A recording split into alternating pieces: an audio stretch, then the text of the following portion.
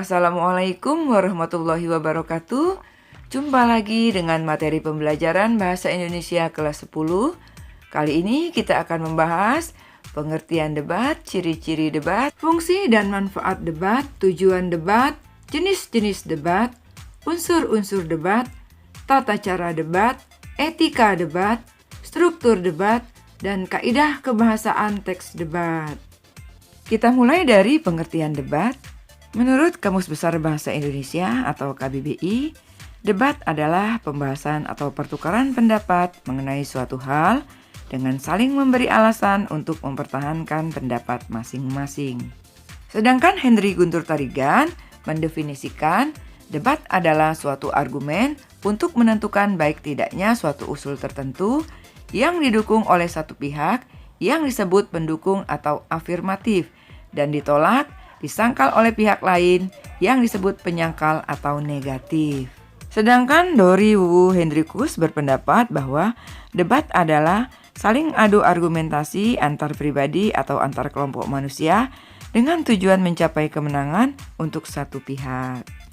Jadi dapat disimpulkan debat adalah kegiatan atau proses saling bertukar pendapat untuk membahas suatu topik atau isu dari sudut pandang yang berbeda.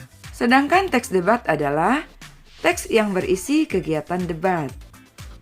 Selanjutnya kita akan membahas ciri-ciri atau karakteristik debat.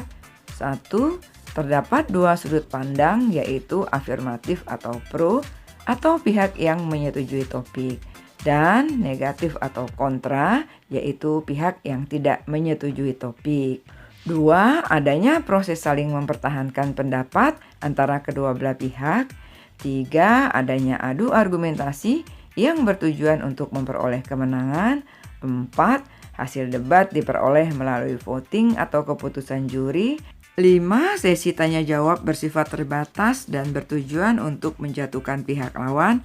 Dan 6. Adanya pihak yang berperan sebagai penengah yang biasanya dilakukan oleh moderator. Adapun fungsi dan manfaat debat yaitu 1. Untuk melatih mental dan keberanian. 2. Untuk meningkatkan kemampuan solutif. 3. Untuk memantapkan pemahaman konsep. Dan 4. Untuk melatih sikap kritis. Yang perlu kalian ketahui berikutnya yaitu tujuan debat. Tujuan debat secara umum adalah untuk mendiskusikan atau memutuskan masalah dan perbedaan atas suatu hal.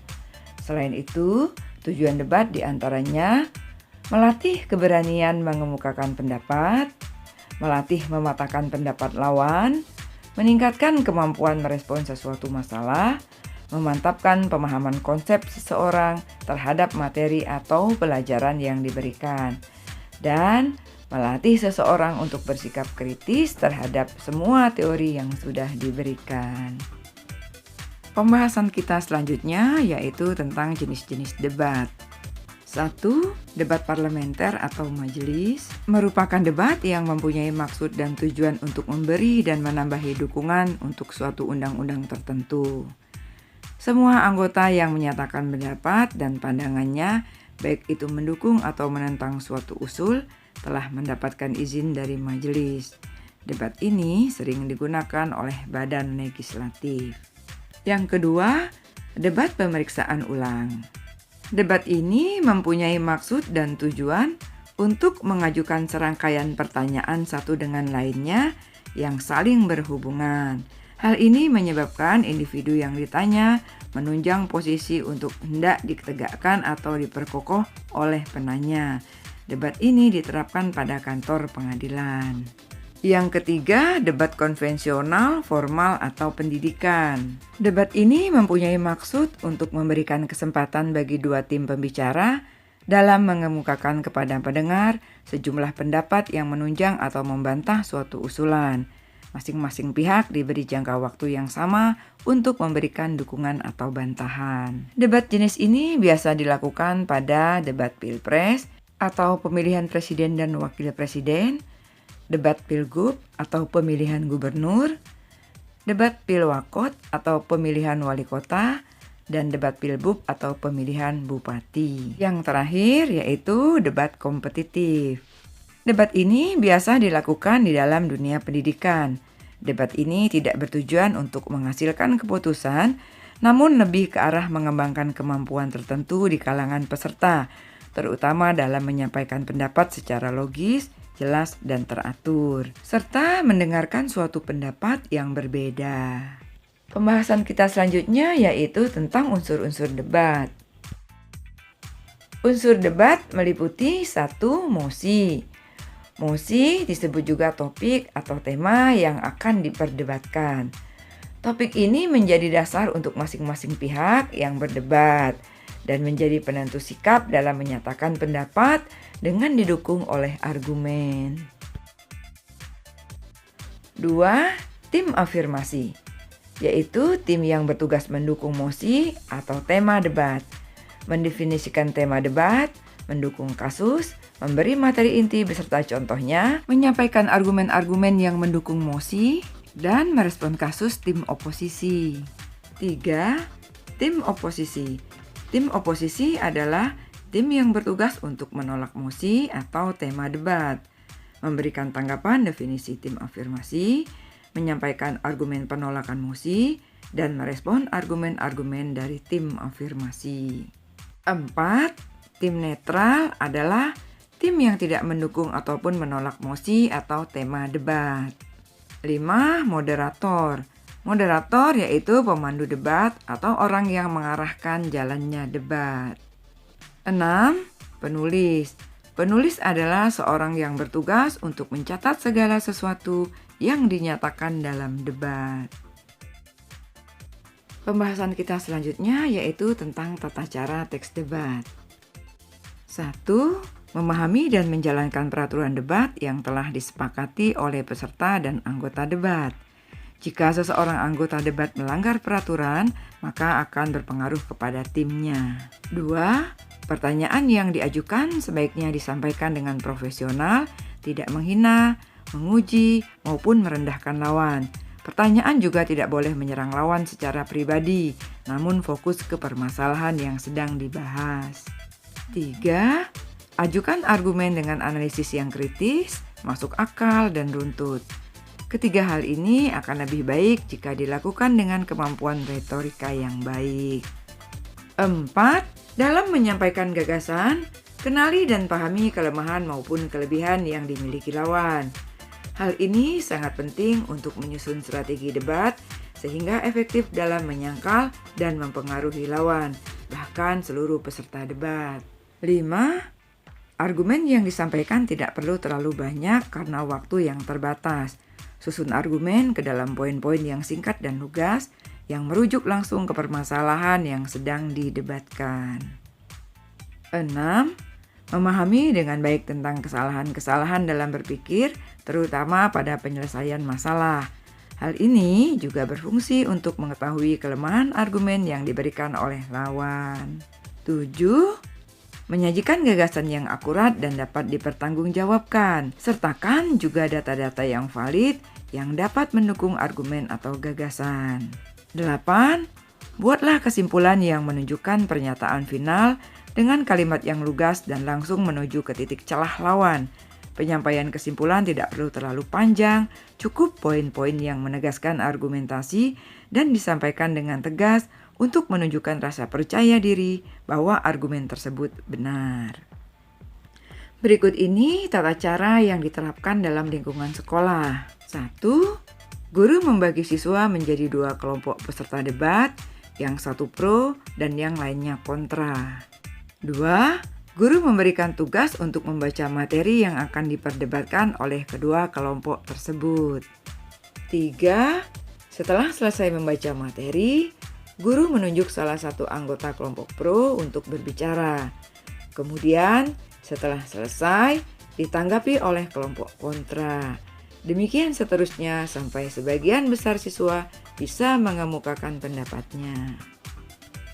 4. Sementara siswa menyampaikan gagasannya, guru menulis inti atau ide-ide dari setiap pembicaraan sampai mendapatkan sejumlah ide yang diharapkan. 5. Guru menambahkan konsep atau ide yang belum terungkapkan. 6. Dari data-data yang diungkapkan tersebut, guru mengajak siswa membuat kesimpulan atau rangkuman yang mengacu pada topik yang ingin dicapai. Pembahasan selanjutnya yaitu tentang etika teks debat. 1. Bertanya secara serius. Anda harus bersungguh-sungguh ketika bertanya kepada lawan debat Anda, membandingkan paparannya dengan data-data yang memang telah Anda himpun. 2. Tidak menyinggung lawan debat. Dalam debat, Anda tidak boleh menyinggung lawan debat mengenai kekurangan fisik. Kondisi yang diutamakan adalah pertarungan ide gagasan. Oleh karena itu, apabila Anda hendak menyinggung atau menyerang lawan Anda dalam debat, maka Anda harus menyerang ide gagasannya, bukan fisik lawan debat Anda. 3. Bicara menurut data dan fakta. Untuk bisa mematahkan argumentasi lawan debat Anda harus mengadu argumentasinya dengan data dan fakta. Jangan adu ide gagasan lawan Anda dengan informasi-informasi yang belum jelas. 4. Patuhi peraturan saat debat. Ketika Anda melaksanakan debat pada pebisnis, teman sekolah, atau lainnya, Anda harus mematuhi peraturan yang berlaku dalam melaksanakan debat tersebut. Jika Anda melanggar atau tidak mematuhi peraturan pada saat debat, Anda akan didiskualifikasi. Pembahasan kita berikutnya yaitu struktur teks debat. Struktur teks debat terdiri atas 1. Perkenalan. Pada tahapan ini, menyampaikan salam pembuka dan memperkenalkan tim. Struktur yang kedua yaitu penyampaian argumentasi. Pada tahapan ini, setiap tim, yakni tim afirmasi, tim oposisi, dan tim netral menyampaikan argumentasinya terhadap pernyataan topik. Struktur berikutnya yaitu debat. Pada tahapan ini, setiap tim, yakni tim afirmasi dan tim oposisi, saling memberikan komentar, sanggahan, lalu ditengahi dengan tim netral. Unsur yang keempat yaitu simpulan. Pada tahapan ini, tim afirmasi, tim oposisi, tim netral menyampaikan simpulan terkait mosi, pendapat, sanggahan dari tim lain. Dan unsur yang terakhir yaitu penutup. Pada tahapan ini, moderator memberikan simpulan secara keseluruhan tanpa berpihak, kemudian menutup kegiatan debat dengan salam. Pembahasan kita berikutnya yaitu kaidah kebahasaan teks debat.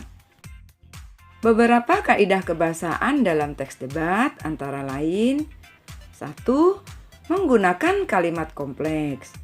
Pada teks debat biasanya menggunakan kalimat yang mempunyai lebih dari satu struktur dan lebih dari satu kata kerja yang biasa disebut dengan kalimat kompleks. 2. Menggunakan konjungsi. Pada teks debat sering memanfaatkan konjungsi untuk menghubungkan kata-kata atau kalimat. 3. Menggunakan kata rujukan. Pada teks debat biasanya menggunakan kata rujukan sebagai pemberi informasi seperti ini, itu, dia, beliau, di sini, di sana, dan sebagainya. Demikianlah penjelasan tentang teks debat. Semoga bermanfaat. Terima kasih.